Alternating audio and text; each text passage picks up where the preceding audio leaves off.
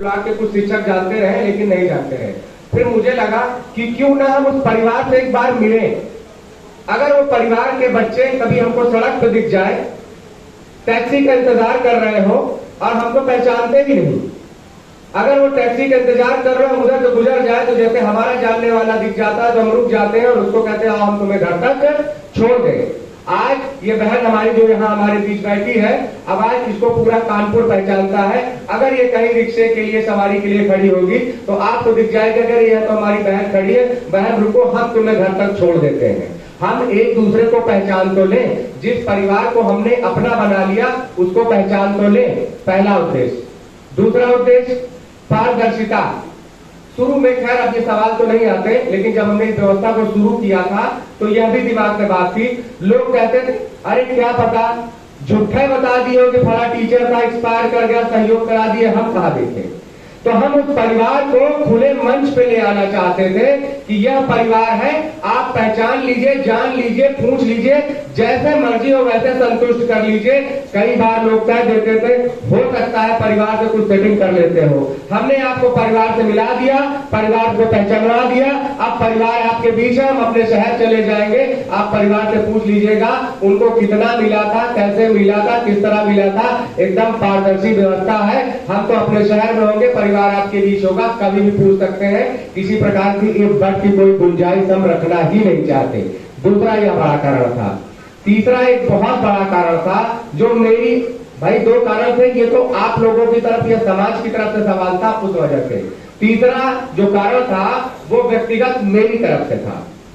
देखिए शिक्षक एक, अब तो शिक्षक रह कहा गया है, उसको समाज ने और विभाग ने, खैर ज्यादा बोलना भी उचित नहीं, थोड़ा प्रतिबंध है, उसको कर्मचारी बना दिया है।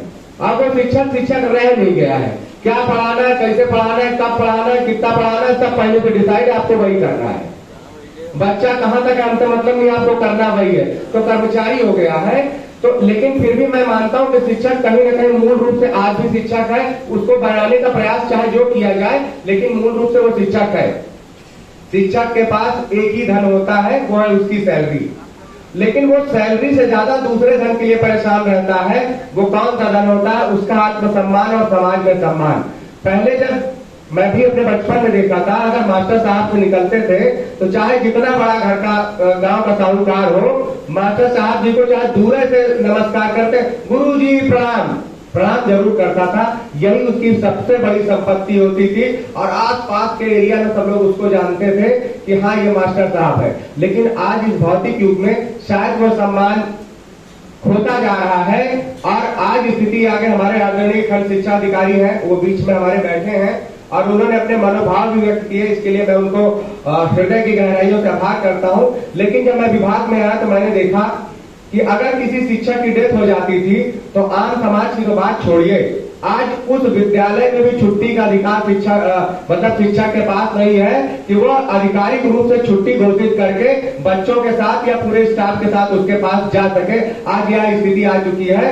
और उससे भी विकट स्थिति, वह शिक्षक मर जाता है जो पूरे जीवन सरकार के और विभाग के कानून नियम और उसकी जो भी जिम्मेदारियां दी गई होती है उसको करता रहता है। लेकिन जिस दिन उसकी मृत्यु हो जाती है, बड़े दुख के साथ कहना पड़ता है, बहुत ही बिरले अधिकारी होते हैं जो उसके अंतिम संस्कार में पहुंचते हैं, अन्यथा किसी से कोई मतलब नहीं होता था।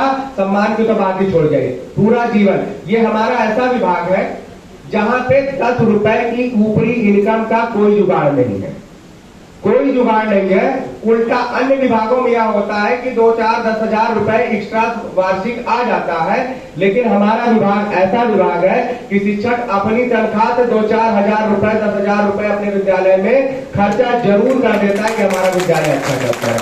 वो कभी पैसे के पीछे नहीं भागता, जितना पैसा है उसके लिए संतुष्ट। तो चाहता क्या है? वो समाज से सम्मान पाता है। बड़ा दुखद विषय है कि वो सम्मान उसको नहीं मिल पाता था।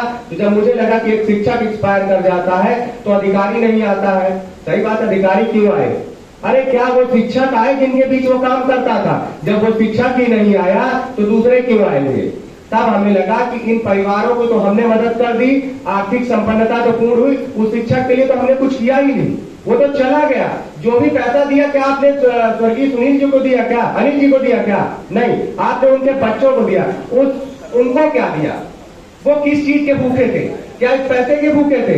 इस पैसे का भूखा कौन है? कौन चाहता है पैसा हाथ खड़ा करे? कौन चाहता है 60 लाख रुपया? यहां बैठा कोई व्यक्ति नहीं चाहता है कि मुझे ये 60 लाख रुपए मिले।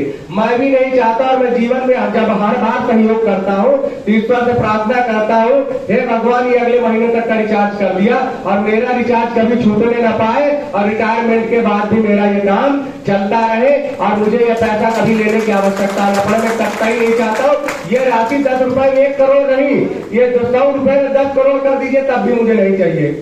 किसी को चाहिए हो तो पता नहीं, लेकिन मुझे तो नहीं चाहिए।